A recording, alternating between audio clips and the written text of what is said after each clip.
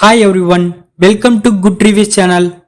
நாம் இன்னைக்கு பார்க்க போகிறது ஃபயர் படத்தோட ரிவ்யூ தான் பார்க்க போகிறோம். இந்த படத்தோட கதை என்னன்னா, படத்தில் பாலாஜி பிசியோதெரபி டாக்டராக இருக்காரு. இவர் அவரோட ஹாஸ்பிட்டலில் வேலை பார்க்குற சாந்தினியை லவ் பண்ணுற மாதிரி ஏமாற்றி அவங்க கிட்ட நெருக்கமாக இருந்த வீடியோவை வச்சு பிளாக்மெயில் பண்ணுறாரு. இதே மாதிரி அந்த ஹாஸ்பிட்டலுக்கு ரச்சிதா ட்ரீட்மெண்ட்டுக்கு வராங்க. அவங்க கிட்டேயும் பாலாஜி நல்லவங்க மாதிரி நடித்து அவங்க கிட்டேயும் நெருக்கமாக இருந்த வீடியோவை காட்டி பிளாக்மெயில் பண்றாரு.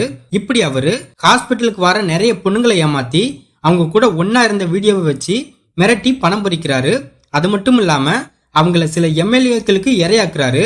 இந்த மாதிரி சூழ்நிலையில பாலாஜியோட அப்பா அம்மா தன் மகனை காணும் சொல்லி போலீஸ்ல கம்ப்ளைண்ட் பண்றாங்க.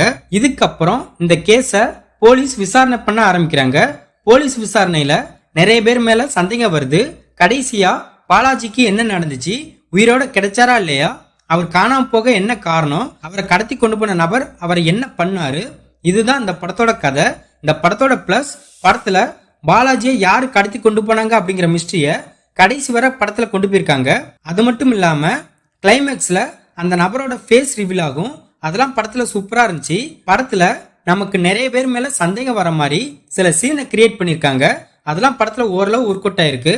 இன்னைய காலகட்டத்துல கண்மூடித்தனமா சில நபர்களை நம்பி எத்தனையோ பெண்கள் தங்களோட வாழ்க்கையை இழந்திருந்தாங்க அப்படிங்கறத படத்துல அழுத்தமா காட்டியிருக்காங்க.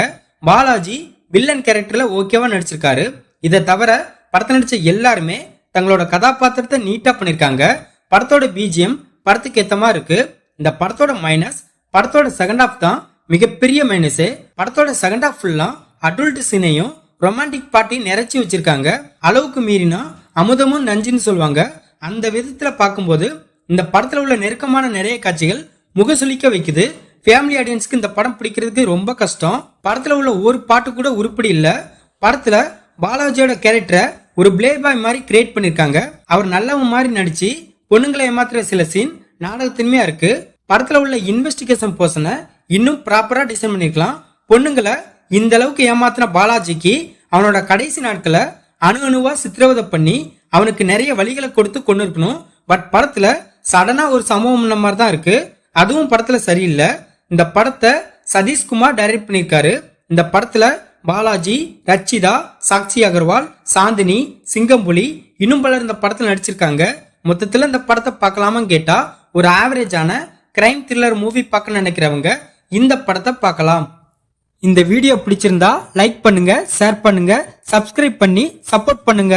Thanks for all.